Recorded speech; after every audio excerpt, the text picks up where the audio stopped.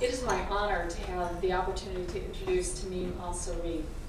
He has been living the dream that many people have here. He is a professional writer, and that is his day job. He doesn't have to fit it into the margins. He's been doing this since 1976. He has been a columnist for Encarta and has written and edited textbooks and books for children. I asked him this morning how many, and he said, I lost count, either 50 or 60 or somewhere around there. So I'm not going to list them all. He is also currently the facilitator of the prestigious San Francisco Writers Workshop, which is a group that has been meeting every Tuesday in San Francisco since its founding in 1946. We have two other members of the workshop that are going to be presenters here today, Darren King Brown and Kemble Scott. And how I first heard of Tamim was not from any of his books, but instead from an email. Now, it was not your average, everyday email that is in your inbox. This one was special. It was a few days after the tragic attacks of September 11, 2001. Tamim had been driving and listening to KGO radio, and he had heard callers and the host discuss bombing his native country of Afghanistan back to the Stone Ages. Upon arriving home, he didn't call the radio station to set them straight. Instead, he poured his heart out in an email message that he sent to some friends, defending the people of Afghanistan who had been suffering under the oppression of the Taliban. He hit send and felt just a little better. Soon, some of his friends asked if they could forward the message to people they thought might appreciate it. He said, sure.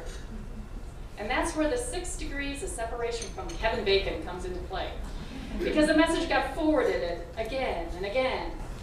I remember reading it in my inbox and being impressed by its clarity, passion, and eloquence. I know I forwarded it as well. Within a few days, I received at least 7 copies of that same email, some of which had changed the attribution from his name to an Afghan woman wrote.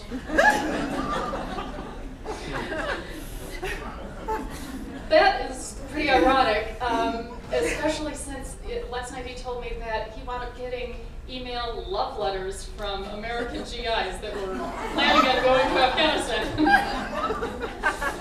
Sorry, but he's married. That email that was sent around the world several times made him an overnight expert on international relations, according to the media. It led to media appearances not only on KGO radio, but CNN and an appearance on Oprah. He didn't get to be on her couch, but it was a film thing, but he still was on the Oprah show. Also Bill Moyers and Al Jazeera. It also led to a book contract for his memoir, West of Kabul, Eastern New York, which was by a division of St. Martin's Press. Among its many accolades, it was named the selection for One City, One Book for San Francisco last year. This past spring, he's had 2 more books published. Destiny Disrupted, A History of the World Through Islamic Eyes. There were many times he felt frustrated when he was working with textbook committees, because he had often recommended including accomplishments and historical impacts of the Islamic Empire in world history, but the committees chose to either leave that out together or marginalize it. Destiny Disrupted details an almost parallel history of culture and events that most Westerners are simply unaware. It is told in a readily accessible manner, and it is a fascinating read. His other title is The Widow's Husband, an epic historical novel set in 1841, viewing the British occupation from the Afghan side through the tragic love story of the headman Ibrahim, his wife Soraya, and his charismatic widowed sister-in-law Khadijah. With the mystic fool presiding over all, the tale sweeps from the soot-blackened kitchens of an Afghan village compound to the icy slopes of the Hindu Kush Mountains, where the entire British force perished in a blizzard, and the first Afghan-British war came to its horrific end. Today, As we debate as to how many more troops to send to Afghanistan, this novel reminds readers this has all happened before. Tamim is also one of 3 writers who were pioneers who put their original fiction online on script.com this past spring for download onto e-readers, smartphones, and computers. Those other 2 writers in that trio were Kimball Scott and Joe Quirk.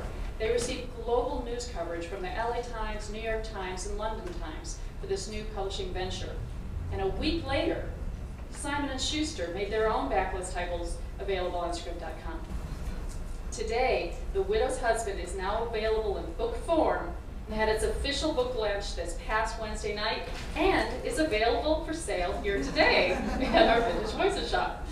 So you can get that, West Quibble, east of New York, and Destiny's Destructive. You'll be signing his book after his talk in the lobby, and you'll be leading a workshop in the second block, and we'll be here for a short time after lunch. Be sure to get your book signed by him while you can. Join me in welcoming Tamim Ansary.